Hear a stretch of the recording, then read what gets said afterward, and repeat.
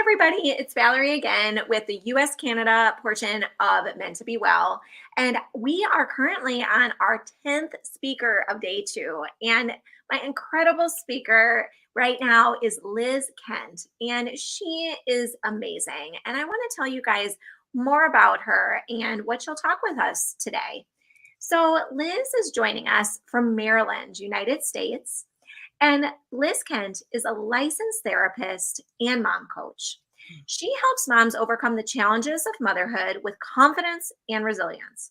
With years of professional experience and a personal insight as a mom of 3, Liz is passionate about empowering women to find balance, joy, and fulfillment in their lives. And she's going to be talking with us today about chaos to calm, strategies for a more balanced mom life. So thank you so much for being here with us today, Of Liz. course. Thank you so much for having me. It's great to see you again. Absolutely. I love talking with you. It's so I much know we have such good conversations. Yes. Well, tell us more about just kind of some different ways to do to find balance or self-care. We talked about this before in other Mhm. talks, but like I'm curious what else is there out there? And I know we've talked about boundaries before. Can you talk with us more about kind of these more different ways to do self-care and to address the chaos and making it more calm in our lives? Absolutely. So I love thinking of it self-care a little bit differently than the typical things because and I think moms often that's what we think of, like going out for a pedicure or going for a girls' weekend. And then you think, well, that's not really realistic, or like, when am I going to fit that in? And then we feel like, oh, so I can't do self-care because I can't get those things in place. So really kind of shifting our perspective on what self-care even means. And I think thinking about it in terms of like setting boundaries, which I'll talk a little bit more about what that looks like. And could look like saying no to like certain commitments. It might look like if you're like an introvert who gets their energy from being alone, it might look like consciously taking time to like be alone or stay home from something so that you can recharge. And it might look like just like practicing gratitude, like keeping a gratitude list sometimes is a way of self-care because it's just reminding our brain like there are good things to be thankful for. And one of the biggest ones that I think we don't do enough as women, particularly as moms, is ask for help and receive help. Because I think a lot of times, even when we're offered help, we don't take it because we feel bad, we feel guilty, we feel like it's going to put somebody else out. And I try to always tell my clients that usually if somebody's offering their help, they've been in this situation that you're in before and they want to help you because they know it's hard. And I think of like, particularly with new babies and like meal trains and stuff, like getting meals, and remember thinking like that was such a blessing to my family when people made us meals when my kids were first born. And so like when I want to offer that to somebody, I want to do it because I know that how good it felt to have that. But I think on the receiving end, we often forget that part. And so remembering that we can support each other as women in different phases of motherhood, or life in general. And it's okay to accept help from people, Mhm. and to advocate for your needs, to be able to say kind of like what you need or what your limits are, which I think has a lot to do with the setting boundaries, which I love to talk about boundaries. So So important. It's yeah, so important. I feel like it's a scary word sometimes, but it doesn't have to be. And I yeah. love to talk about that. Yeah, I think you and I talked about this before, that it is kind of scary. It's like the scary Mhm. idea that we have to set boundaries, and that might mean like cutting somebody out of our life and doing it forever. And I think it doesn't have to be that rigid. Boundaries could even be like, I just got asked last week to be the room parent for one of my kids. And I was the room parent for this class last year. There's 21 kids in the class. And I was like, there are 41 other parents that could be asked, right? So to ask me again, and I started to feel like, oh, should I do it? They need somebody. And then I was like, no, being making a decision because I feel guilty about it is not a good reason to make a decision, which is what I would tell my clients. So I was practicing that myself and said, I'm going to have to pass this time. I just have too many other things going on to commit to that. And so those kinds of things that sometimes I think this like people pleasing piece of us has a really hard time with, and knowing that it's okay to say no to things. And that's a boundary too. Setting a boundary on your time or your emotional energy, um, setting boundaries in relationships, which is what I think people often think of. Like, I have to cut this person out of my life. There's a toxic person. That's how I set a boundary. And remembering that that doesn't have to be so extreme. There might be somebody in your life that you need to set a limit on how much time you spend with them, or during this particular phase of life, while maybe you have more stressors, you need to limit your interactions with them, or set some boundaries around that. But it doesn't have to be like this huge, scary, extreme thing. And it doesn't have to be like verbalized. You Mhm. can just do it because the boundary is for you. The boundary is to protect your space and time and energy. And Yeah. so just remembering that that's okay. And just because you put a boundary in place doesn't mean that you have to keep it in place Mhm. forever. Your situation might change, and circumstances might change, and you can always adjust that. Yes, yes, that's so true, and I love how you say that, how like it doesn't have to be like verbalized, like you're saying. Like, I think sometimes for me that's, I think working on boundary is being so scary for a long time. I was very it was overwhelming to be like, oh, I have to set a Mhm. boundary, and I have to tell someone I have to set a boundary. Like, it was just too much almost. But if like you Yeah. have these baby steps of thinking about it, but then also that I love the visual of not all boundaries have to be scary. Like, there can be Mhm. beautiful boundaries, and there's so many examples in life of beautiful boundaries, like Yeah. colors or beautiful landscape, whatever that is. That helps me sometimes, and to say, this is helping both of us, both or Mhm. whatever that relationship is, and it isn't like, oh, it, what works today may not be the same 6 months from now, or whatever that is. But it's Right. protecting ourselves and our friendships and family and all of that too, I think.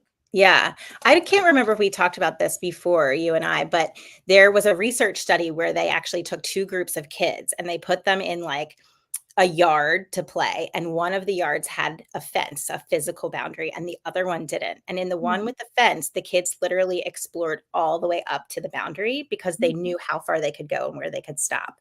And in Yeah. the other group, the kids stayed close to where they were kind of like let out Mm. because they didn't know where to go. And I think that's like such a Mm. good reminder of, particularly if we're setting boundaries with our kids, that like human beings need boundaries. We actually do really well with boundaries, and we want those boundaries. So we know how far to go, and reminding ourselves that when we're setting boundaries with other people in our life, even if they don't know that we're setting the boundary, we're kind of giving them like, you can't pass this line. And Yeah. that people sometimes need that because they don't know where how far is too far. Absolutely. And I think that's so important about like, sometimes like I will have more energy for, I don't know, maybe I'll have more sleep sometime, or I won't have as busy of a week one week versus the other. And maybe that's different for someone else, but it's just giving myself that grace and giving Mhm. others that grace as well. And I think that's the hardest part, like giving myself like that compassion to say like, Mhm. they aren't if I have someone that says, "Oh, I'm not able to do what X, Y, and Z," I don't get upset about it. But I feel like if I say that, then I'm like, "Oh, well, Mhm. they're gonna think that's a problem," and that's, and I think I'm too hard on myself with that, and that's sometimes something I have to work on.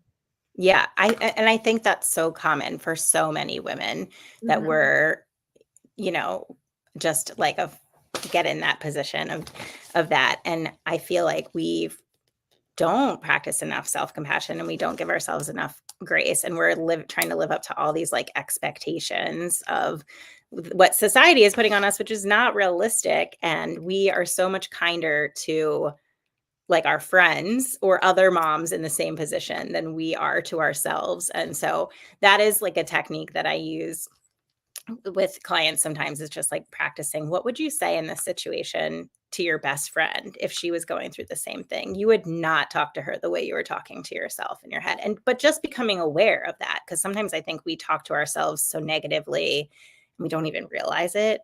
And so just paying attention to that and recognizing that you can shift that and you can be a little kinder to yourself, because you're probably doing so much more than really is even reasonable already. Yes, absolutely. And I love how, like we may have talked about this before, Liz, but like with John Gottman and his relationships, like he talks about like the 5-to-1 ratio, and Mhm. that's mostly with Oh, marriages, where mhm, positives to one negative is kind of mhm, what helps overcome a negative comment or whatever. But I like to take it a step further with myself, like with my relationship with myself. And if I say one negative self talk, really trying to get in the habit of forcing myself to counteract that with 5 positives. And mm, that is hard. That is so hard. mhm, And five is mhm. a big number. So, Yeah, and some days are easier than others, and sometimes it can be as simple as, well, I got ready today. Like I did, some small thing or whatever that is. But, it just kind of switches your mind, like yeah, yeah, that pathway. for sure. And I think the more we do it, the more likely we are to kind of go to that place of like saying the positive thing sooner. Hmm. And but it's practice. It takes practice and it takes effort. And so I think one of the things that I would like moms to really do when I first start working with them is do some kind of online personality assessment, whether that's like an Enneagram or a Myers-Briggs, or I have a lot of my clients take like the online test to see if they're a highly sensitive person, because those traits come up a lot in a lot of my clients. And just having that self-awareness a little bit more about like who you are and what your needs are, I think can really help with the self-compassion piece because it helps you see that your needs might be different than somebody else's, and that's okay. Yeah. You might be a person who needs more alone time. I'm somebody who needs my like alone time more than maybe somebody else. And so I have to like recognize when life is getting too chaotic and say I need to build in a space for downtime for myself or I can't keep going. But I couldn't do that until I realized that I needed that. And so really that kind of that practice of or that habit of like just kind of like learning yourself and realizing like what are the things that you need uniquely as a person so that you can address those things and support those needs because that it's not the same for everybody. Mm. I think that's such a good point. And I actually like just was having this conversation about, I think it's the Enneagram with like the numbers. Is that, Mhm. yeah. Mhm. And like I discovered that I think it's an 8, which is that a challenger or something like that. And and this is, I talked with Matt about that, and I was like, he's not an 8. So it's like, but knowing that there's that difference, Mhm. being like, okay, maybe I need to not challenge right now, even though I want to, like having that back Mhm. and forth with relationships, whether that be with your spouse or with your friend, like whatever that is, I think is such an important kind of self assessment. Yeah, for sure. Just recognizing that like somebody else might view it differently. And couples are often different numbers. I mean, it's more unusual for them to be the same number. So realizing like, oh, this is how they process information. Or I think that's very true for like people who have highly sensitive personality traits Mhm. because you think like everybody views the world like this, Yeah. right? Oh no, wait, everybody doesn't view the world like that. And so you have to kind of like open up your perspective a little bit that and I think that can help us give grace to other people as well and just Yeah. understanding that and I think the more we give grace to other people, the easier it is to give grace to ourselves. Mm. Because it just the more you practice that and you just sort of like can give people the benefit of the doubt and are in the habit of doing that, it's a little bit easier to jump into that when we're doing it for ourselves. For sure. I think that's a great point about exercising that and exercising self grace for others. And then in turn, it helps with that for ourselves. I think that's yes. And what you said, so there's the Enneagram and then Myers Briggs is the other one that you commonly Yeah. use. Yeah, I mean, there's like free versions you can Yeah. just Google online. There's one free version of the Enneagram that I really like the way it words it because it says like, if you're a one, the great things about being a one, the hard things about being a one are da da da da da. And so it helps kind of see like these are things that are really awesome about this personality type. And then these are some things that I need to really be aware of and maybe Mhm. work on or be more conscious of in certain situations, because this is, like you said, like being a challenger, like being aware of that you might have to kind of like rein it in certain conversations if that's your go-to, so that Mhm. but just that awareness of kind of what traits come out and are more likely to come out when you interact with other people can really improve our interactions with other people. Absolutely. That's great. Now, Liz, what other tips would you have for bringing chaos to calm? Is there anything else you would recommend for Um, moms or really anyone who's listening? Yeah, I think, I mean, kind of related to practicing self compassion and boundaries, but I think learning to ask for what you need. And this also, I think, is important when you learn your personality style. You can think about what is the best way for me to ask this, and what is the best way for like my partner, my kids, whoever else to receive this, so that you get the best results in the conversation. But really verbalizing some of those things. And I'll give this example because I think what we often don't do it with our kids, where we don't give them like, let them know our own limitations or our own needs. And because we think we've got to be doing all the things for them and being like all together and like this great, amazing mom all the time. And that's not realistic and a lot of pressure.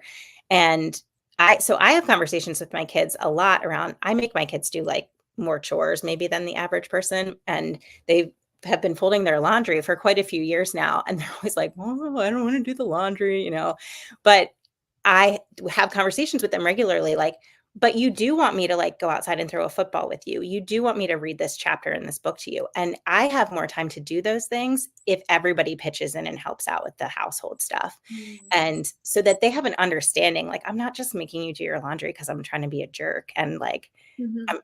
it's not a punishment. It's like, it's partly because it's a life skill that you should learn, but it's also just because like the more that everybody pitches in, the more that I can do the fun stuff with you. And I'd much rather go outside and throw a football in the front yard than fold laundry. Like I would rather do that too.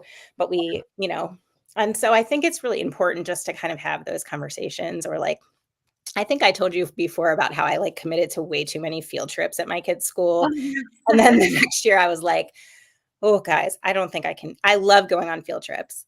I cannot go on that many again this year because it is just like not realistic with my schedule to be able to take like that many days off. Plus, it's like I just chaperoned one on Friday, and I like come home and I'm like, I need a nap after like Ah, corralling, oh all yeah. these 7-year-olds all day. But just like verbalizing that, like saying those things, saying what we need. And I think again, like women are kind of, we tend to feel like suppressed in that way, that we're going to hurt somebody's feelings, or we just can't make our needs known, and we end up pushing our needs to the bottom. And being able to say like, this is what I need from the rest of my family. I'm not the only one who can do all of these things.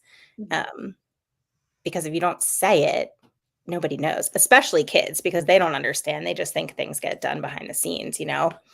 And Mhm. so I think that that's a really, if your kids are old enough to kind of have those types of conversations and participate in some other things around within the household, that it's really, really helpful. And it takes some of the pressure off of like, it doesn't all have to be on me. Mhm, mhm.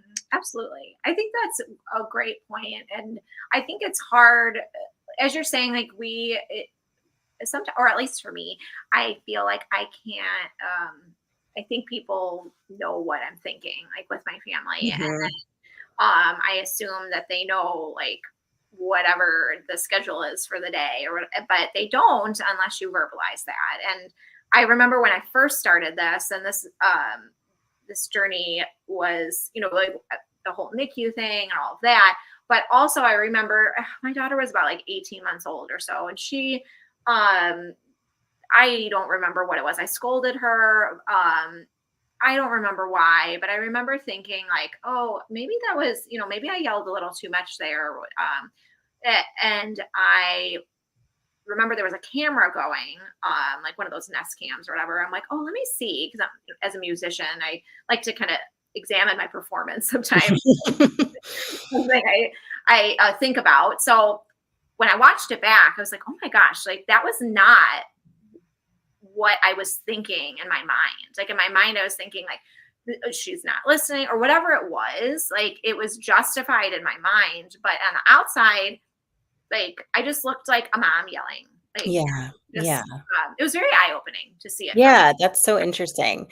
Well, Mhm. and I think there's so many factors that go into that because I Yes. think as moms, we're just so overstimulated and overwhelmed all the time that then when something happens, like you said, like in your head, it's been building from other things, or there's other factors that are creating stress that then you kind of like lash out or, bubble over. And so that's another really important part of just like getting to know ourselves and kind of like, and recognizing like when you need to say no, or you need to take time, or you need to turn the commitments down, or say, no, I can't, sign up to volunteer at the kids' school for the rest of this month, or whatever it is, because it's kind of peeling back, like stepping back from some of that stuff can kind of just like help lower our overall baseline so that we're not like feeling like, "Ugh, I'm gonna like snap about this little thing." Yes. But I do think recognizing that, when we do that, it's also we're human, and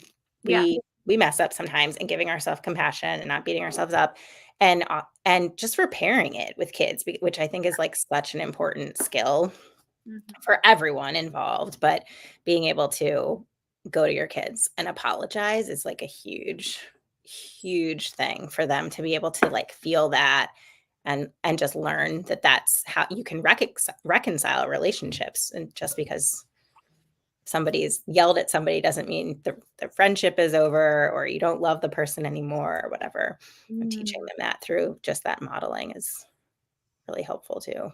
Absolutely. I think that's such a great point because it is like we are not perfect and sometimes we do mess up and recognizing that and then apologizing and say, I'm working on this. Like it's life isn't perfect. And if I wouldn't want the perfect mom because then when kids grow up, then they're going to be expecting perfection. And what do they do with Mhm. that? That's not like we're all growing, we're all learning, we're all working on something.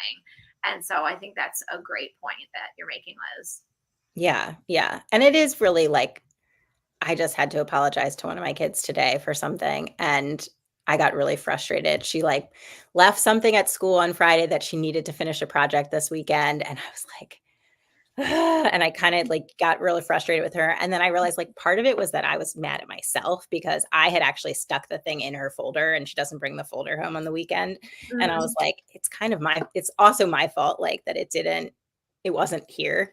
And I told her that I was like, it was part of that is like, I was just frustrated with myself. And she's like, I forgive you, mom. And it just was like, it can be such a beautiful moment of like, thank you. Like that really Yeah. makes a difference in then how we can like relate to each other even just as the day goes on. Yes, and that's such an important conversation, an important like word to say, I think, and like having that, being able to admit and then receiving that, I think that's great. And I remember we just had a conversation about something similar about that too. I reached my maximum at an event where it was just too many kids, too much going on. People weren't listening. We needed to leave. And then I just was like, we're leaving. And I took the kids and they were upset about that because I did it in a embarrassing way or whatever. But then I then had to like take a step back and be like, yeah, I mean, I guess I didn't need to like do it in such a dramatic way. So I apologize. I'm like, I'm sorry. I can see it from your perspective, and Yeah. having those kind of conversations, I think it really makes so much of a difference sometimes. Yeah. And I think that helps us learn ourselves a little bit better too, Yeah. because then you can look and say like, oh man, those kind of situations, like I need to stop that 3 steps backwards, Yes. and figure out that, okay, give them the warning and set up the situation differently so that it doesn't happen all the time when you get overwhelmed in that kind of situation, that you can kind of figure out like, I need to leave earlier, even if the kids are not ready to leave earlier, like I'm going to lose it, and that's not going to be good for anybody. Yes. Yes. Absolutely. Well, Liz, I feel like I can talk with you all day. I love talking with you. I would love for anyone who's listening either to this live or to the replay, if they share with us where they can find you. I have your Instagram page down below, and I'll have it in the comments as well. But please let us know so we can check out your incredible platform. Yeah, of course. So Instagram is probably the best place to find me. I'm just at Liz Kent Coaching, and I try to put like little trainings, or I do a lot of like these kinds of conversations with other professionals and just giving some tips and strategies and things like that. I do have a Facebook group also. I just kind of shifted a little bit. I'm focusing specifically on mom entrepreneurs, Mm. and working with moms who own a business and are managing little kids. And so my Facebook group is called, I just changed the name, Calm Success, from chaos to calm for mom. I forget exactly what it is, but Okay. Calm Success is the Awesome. main title. So I do put all my trainings and stuff like that in there too, like Facebook Lives, and I do a lot of Instagram Lives, and I'll put them both places. So Mm. it's the best place to find me and say hello. That's awesome. Well, thank you so much, Liz, for joining us. I truly appreciate it. I love our conversation, and I wish you the best for the evening and hope you have an incredible rest of your weekend. And thank you so much again to anyone who is listening. And I hope you take care. Of course, I loved being here and chatting with you. Have a great weekend, Thank you, Liz. everyone. Bye. Bye.